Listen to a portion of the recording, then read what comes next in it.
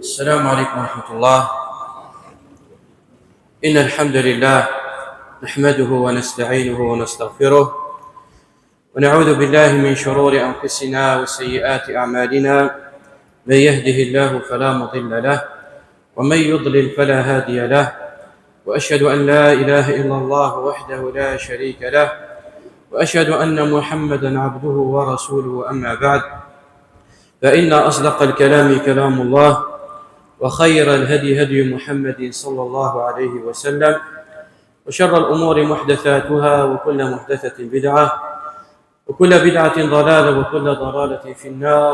أعاذني الله وإياكم من النار. ثم أما بعد، نولا ثيث ما مرة ظل بطل تسمح قرانيث الفساغن قران يكتران وحيد ويث مثلنا فلسطين لين يكشبان البطل لما يثمع سنغون التوافن، سنغون الخلاث، ودني خامل، يعني الفساغن ما يثمع وثن استغريبا ريقو ذايل. الفساغن ما وثن استغريبا ريقو ذايل، ماشي ذي الحاجة ما يثمع إلا ندى جديد إلى قنع المثيثمع، ورسعان أي إحساس، ورسعان أي شعور. أسمر ذعل من غان البشر إلا ليسوا من جنسهم، ماشي ذاك الإنسان، وبالأخص أسمر ذعل من ذي مسلمين. والله يثمع مسعى أي إحساس، وكاشتين يثمع بشهادة من الله عز وجل. سيد العقيدة انسان، ذي المعتقد انسان، ذي الفكر انسان، ولا ذي النكنين ذوين ذي المعتقد النار، ذوين ذي الفكر النار. أكني كرههم، أكني إنكره يثم. وليش الجنسية يثمع بالقعر بيه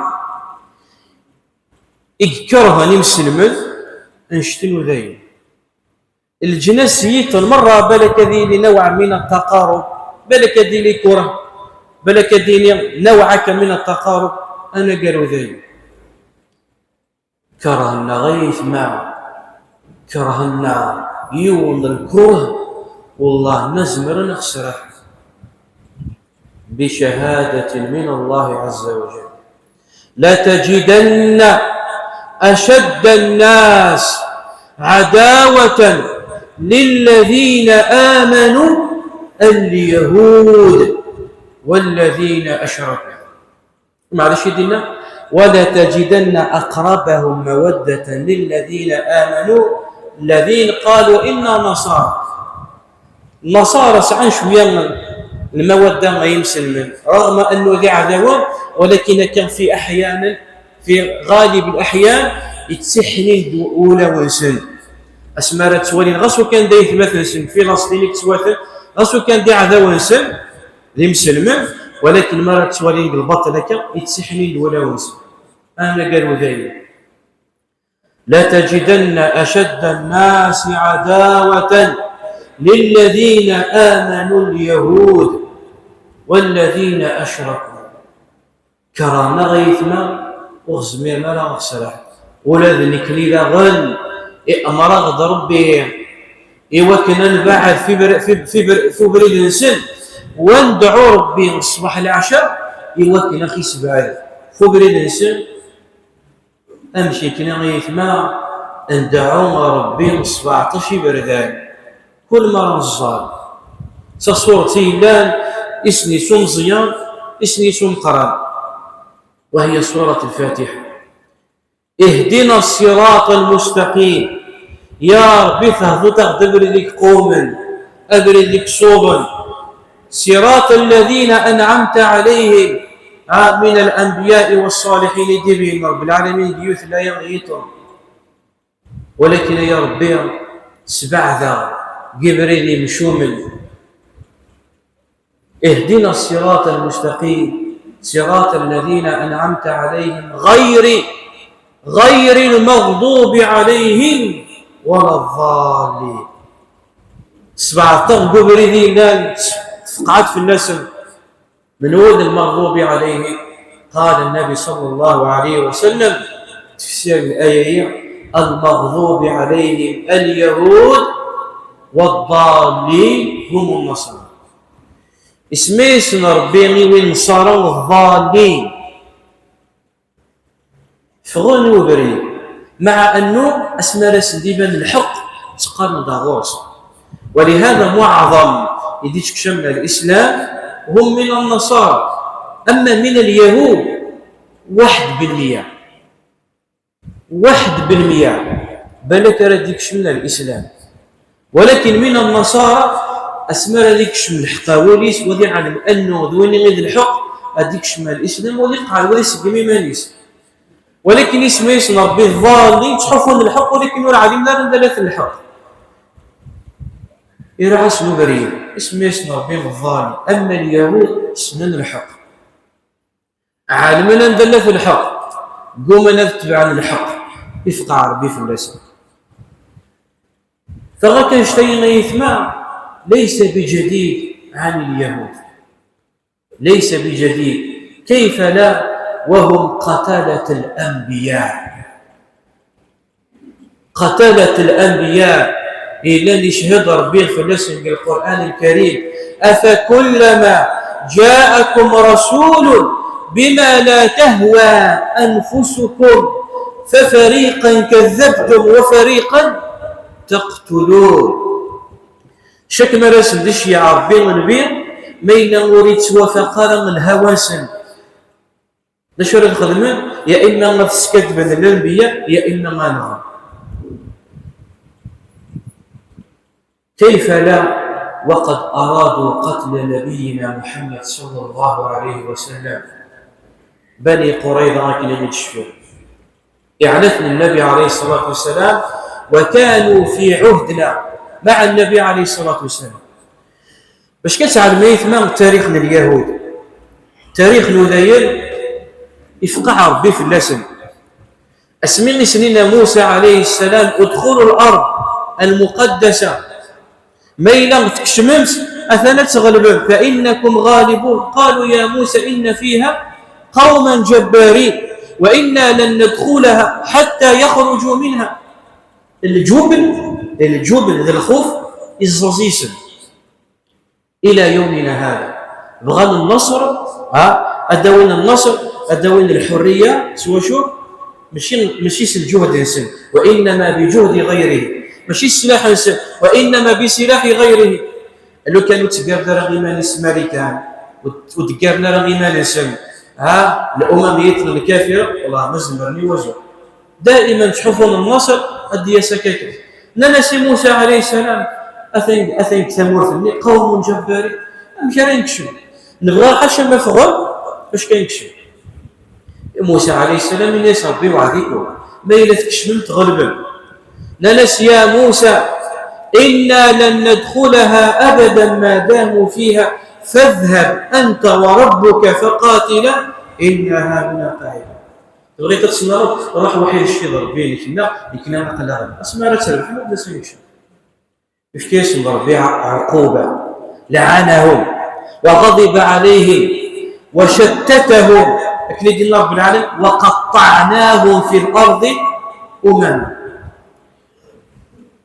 إن رب العالمين الناس ربي موسى عليه السلام الناس يتيهون في الأرض 40 سنة مش تتيث ربي القاع يري عسني ربي القاع ثمورث ورس عن أي دولة تعيش مشتتين بشرط من توراتهم يعيشون تحت أي دولة بشروط تلك الدولة.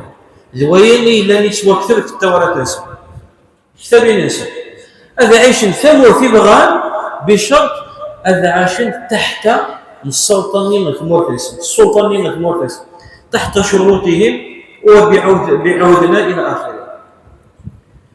سمعنا يوسى النبي عليه الصلاة والسلام مدينة نبوية والناس عايشة ديال سويلايه بني قريظة بني النضير وبني قينقاع لا تعيش الواحد مسلم ولكن كانوا تحت سلطة النبي عليه الصلاة والسلام. كانوا في عهدنا معاهدة وثيقة الصلح أنهم هذا عاشر بشروط تحت أمر النبي عليه الصلاة والسلام. وأي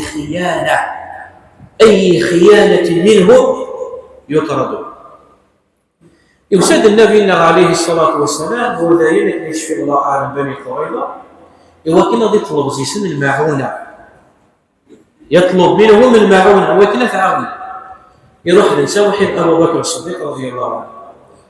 نلس يا محمد صلى الله عليه وسلم مع أنواع من النبي يعرفونه كما يعرفون أبناءه. السنة أنه النبي أكن السنة دريانسة نلس ريح كان دايما ترى نروح نقرأ ورحنا مشاورون ويا رسول نلس تين الفرصة من وكنة النار يكرد يوم زيسا الناس والله سيوحى إليه تعلم أنه النبي أي نمي تخمين مكة راضية وطاغور سوق ولا لا تخدمه الناس حذرت فإكرد يوم زيسا الناس دي كانت يخرج يروح يوحى ديالي السوف لا يسكع باش كيزديش عيون وبلوك باش كثير. فسبقه الوحي يوتر جبريل عليه السلام من فوق 7 سنوات أخبر النبي عليه الصلاة والسلام بما أراد اليهود يرفض شي سكن يرفض. وأبو بكر الصديق يعلم أنه يشجرون يتبعيه أسمى مثل تبع الناس أرادوا قتله دينا يسر أمر من النبي عليه الصلاة والسلام يسخرف جزيرة العرب وهي أرادوا قتل النبي عليه الصلاة والسلام ومعروف أنهم قتلة الأنبياء وأرادوا قتل المسيح عيسى بن مريم. فأوذين إثمان إفقع بفلسه شتتهم في الأرض وكان من كتابهم التوراة ويحتمل حتى بشهادة اليهود لا نذين إلى يومنا هذا إلى المتدينين قلة قليلة متدينين حقا يكتفون كتاب فلسه حرم عليهم إقامة أي دولة. كتاب فلسه يحرم في اللسن أنه يقيمون أي دولة إلى قد عاشوا بين الشعوب بين الأمم. ولكن في كتبهم المحرفة معروف هو ذين يحرفون الكلمة من بعد مواضعه كما قلنا رب العالمين تحريفا سكسنين بغا تجنين بغا أي نسني عجبا أثجب أي نسني عجبنا لا أثكسن. من بين تحريفاتهم أنه لديهم موعد يسمونه بيوم الميعاد يجتمعون فيه في أرض فلسطين. أول اجتماع لليهود على ما أظن من الشفير 1882 1883 أول هجرة لليهود إلى فلسطين. أول هجرة خلت حوالي 1000 مهاجر يهودي إلى فلسطين باش كان العشر كانوا يعيشون تحت الحكم الذاتي لفلسطين. الهجرة الثانية كانت 1903 هاجر من اليهود 40,000 يهودي وكانوا تحت الحكم الذاتي لفلسطين. رحنا العشر ولكن لن تحت سيطرة الحكم لفلسطين. أسمى مدري جماعة تشميش أرادوا إقامة دولة قررت الدولة الصهيونية. الصهيونية هي طائفة سياسية أرادوا إقامة دولة بحكم وشو؟ لأنه ذين تعيش بين الأمم مهمشين توهمشين يسعى أي حقوق لأنه يسلط بالعالم في الاسم الذل. لكن دينك القرآن الكريم يسلط في الاسم الذل صلاح قرب العالم مرة يكرهه وذين يثني العالم مرة يكرهه رغم دعمهم هذا ولكن في حقيقة الأمر صوابهم.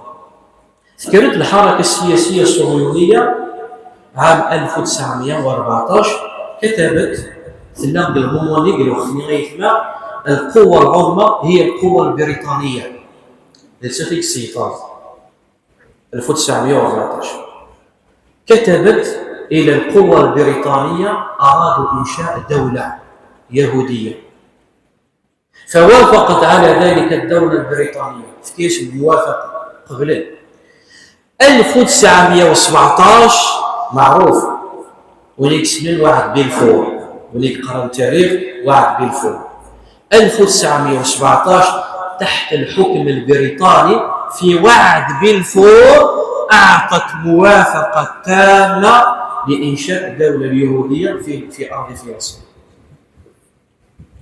في أرض فلسطين. شوف يتما كش مدد عاشر ومن بعد كش مدد كسل أزوح خدماني زوار. في 1948 على ما أظن تم تأسيس دولة إسرائيل.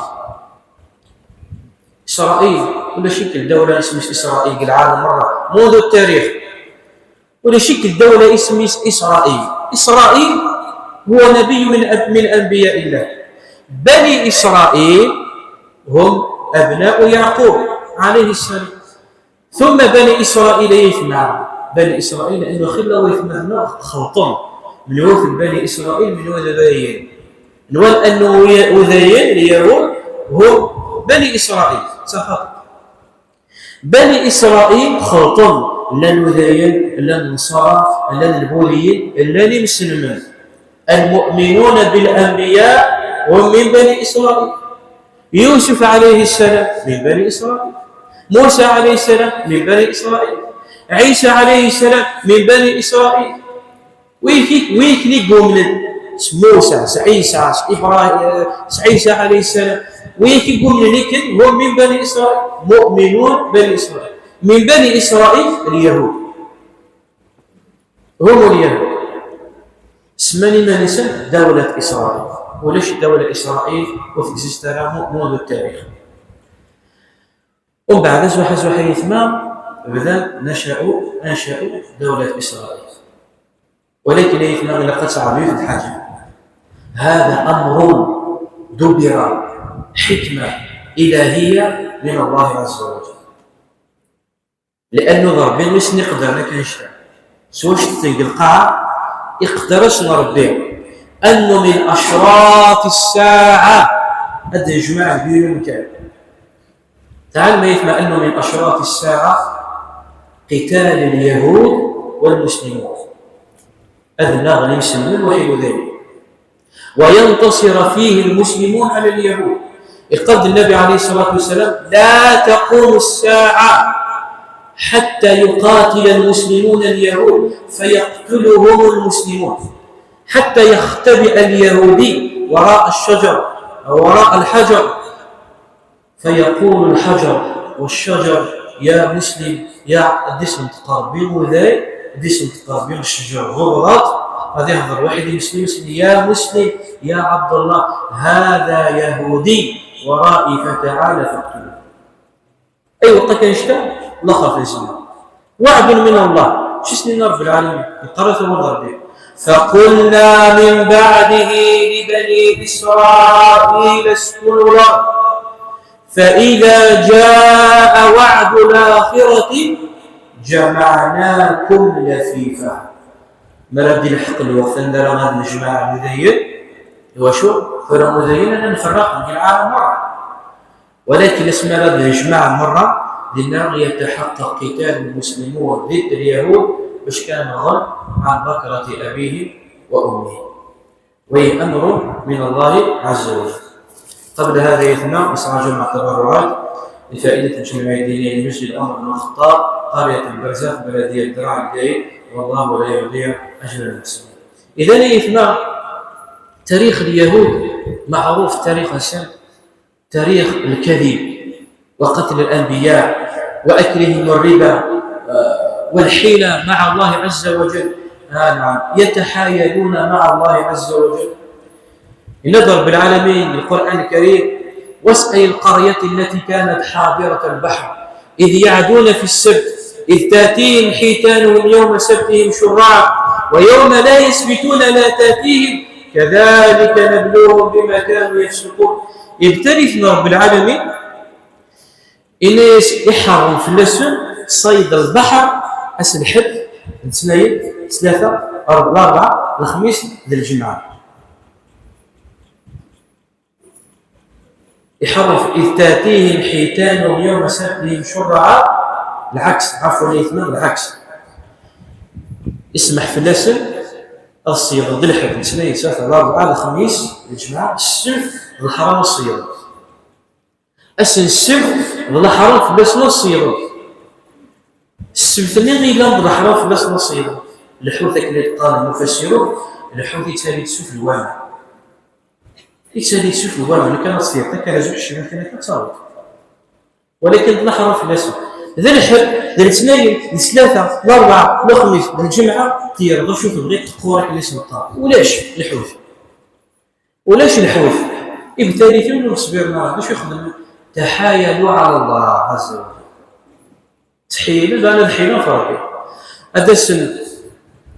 داس نسل الجمعة الطيار وشباك نسل على أنه أقلق السيد الجمعة أربيا سيد الجمعة شباك سنة الجلدين السبت ديال الحوت غادي تبطل في الشباك نسل وقال احنا في تصيرون الشباك سنيت شو هذا الحوت لأنه السبت سمك وفير وقال احنا في تصيرون السلحف أضرح نتكسر الشباك نسل على أنه صيغن ذي الحد ماشي السبت فلعنهم الله عز وجل تحايلوا على الله واسأل القرية التي كانت حاضرة البحر إذ يعدون في السبت من بعد رب العالمين من عذابه الذي المؤمنين دينا حذر انت انما سنين تخدم مكان مثلا تسحي الى وحي ربي وربي مثلا يكون بشي على العالم من عذابه ان الله عز وجل نسخه وجعل منهم القردة والخنازير فكان اشتغيتنا الامر ليس بجديد وانما شو نبغى الكون أدنى ربي الجيل الذي نسعى عقيدة الولاء والبراء لله عز وجل العقيدة الذي نحب في الله نحب في نكني نحب في ويرانا كنيسي يسلمنا أي مسلم يحزن نحزن ليس أي مسلم يفرح نفرح ليس أكمل يسلمنا لا يؤمن أحدكم حتى يحب لأخيه ما يحب لنفسه أي واحد يثمع ويحزن له وليس على البوليس أزو حتى من القرح فويت مثلا في فلسطين ويرعى الدليل على أنه الإيمان يضعاف لأنه من المؤمنين أكا المؤمنون أولياء بعضهم أولياء بعض وربي يحرم في لنا غير أن نجعل اليهود والنصارى أولياء أكلميلات بعض الدول المخذلة المطبعة أرادوا السلام مع اليهود ولكن السلام وحيد المسلمين ولا شيء ربي من يا أيها الذين آمنوا لا تتخذوا اليهود والنصارى أولياء بعضهم أولياء بعض ومن يتولهم منكم فإنه منهم إن الله لا يهدي القوم الظالمين وإذا الذي في كلافوس هذه السنزيمات في سبيل ذين تنصرت ذين وتنصرت رأي ما يمسلم أتحزنت فذين وتحزنت رأي في ما يمسلم أتعاونت ذين وتعاون طريق ما يسلمن ويمن الشقاء ويمن الخذلان ويمن الخزي ويمن العار سمية سكن تبغيت لأنه مسلم حقاني يقول هذه بالدن وحيد يمس ولو بكلمة ولو بدعاء الشعب البسيط لا ورمي كيف سنيس لا حول له ولا قوة لشو يسعون السلاح أهم من كل الأسلحة وهو الدعاء ولكن الحكام والرؤساء والملوك والسلاطين إلا نسعى البوفوار كفاش الإنسان نسعى القوة كفاش الإنسان يوكنا دعونا وعونا نرى يسلط الله عليهم ذل ما بعده من ذل لأنه ذا الواجب في اللسن يوكنا دعونا أي مثل يوكنا نصره أي مثل فكل من كملت أفواهه ولو بدعاء ويعتبر من ولاء اليهود والنصارى والعياذ بالله. نغض نربي الدريان نوع أكام لانه ربي غدينا غير المغضوب عليهم ولا الضالين. اطفي دميك هكا سوره الفاتحه تفهمي شو سوره الفاتحه. زرغي في الفيديو يتمام مذيب نقرا اسرائيل في اسرائيل يوسف تعرف رزق اسمك ربي اسمه مذيب يوف الفيديو مذيب امشي تربي للدريس والله عجب ديال المدارس الخاصه اللي كونسن بريفي شو نقرا لكن دي مزيان قالوا كان تصيفط الزاد شكون ذاي وكان تصيفط الزاد شي مسلم لا عارف واش راس تخدم يولي ليس في الغرب يولي ليس في ثوب يولي ليس في سبه اكيد تنزي تربي الدريه سمي ولكن الكرام مسلم البغض وصلي ما يثمان ونعجب رزيسان اكيد تشواب بدا كانت الغرام اكان شعون الفكر لانه ربي يغدينا وتنبدلنا راه محال نبدل وذي محال كيحول. لا تجدن اشد الناس عداوه للذين امنوا اليهود والذين اشركوا. ولكن كرا الدول العرب كرا الحكام بغانا تصرفون ايوا شو لمصالحهم كي قالوا كان ونسمع عملات ديال الانسان وكان نسمع عملات ديال الانسان ليكونومي هذه غاليه الاقتصاد النور هذه غاليه شي في سبيل الايمان الاقتصاد ليكونومي واحد وذلك معليش تقام المعاملات التجاريه. النبي عليه الصلاه والسلام الى نسمع عمل واحد وذلك مات صلى الله عليه وسلم ودرعه كانت مرهون عند يهودي فوشو سباغي في كياس كرام الشاعر يروح عيون ذلك في كياس دزدرت كرام الشاعر رهن له درع. معامل النبي عليه الصلاه والسلام واحد ذلك معامله تجاريه اقتصاديه في حدود السلم وهي امر مشروع ولكن الشخص المسلم يسلم واحد فغنى تربيه. ولن ترضى عنك اليهود ولا النصارى حتى تتبع ملتهم. والله مرضى في الله ذو ذلك النصارى حاشا ما تجيك الديني وتقلط الدين الانسان وغاسو يثمى غاس شوف العنصريه غاسلو كان جان الدين الانسان شمل الديانه اليهوديه مازال ساعه عنصريه غاسلو كان هذه اللي ضعروا يكشم يقلدوا ذاك ضعروا ذو ذاك ما عاديش استفكر كلام الحقوق ولكن ضعروا ظهور في نظري مازال ضعروا الا الشرافي بركان نزرف لك كم من مره بلا فيديو هكا ذي بركان شمل الديانه اليهوديه ومع ذلك تعامل لي في البيع عنصريه ذا بركان ساعه ترى كلام الحقوق يسعى الله سوليني ما نسيت الشعب الله المختار ولكن الاسلام الحمد لله يساد الرز مره من الفروقين لا فرق بين عجمي ولا عربي مش الفرق يا العرب وحيد العجم اكيد هو الا رسلي ولا بين اسود ولا ابيض ولا احمر الا بالتقوى. اكمل الاسلام هو يتميز وليس على العنصريه غرب كلهم سواسيه منهم الكريم هو رسول ذا التقي اذا يتبع اسال الله عز وجل ان ينصر اخواننا المستضعفين في فلسطين.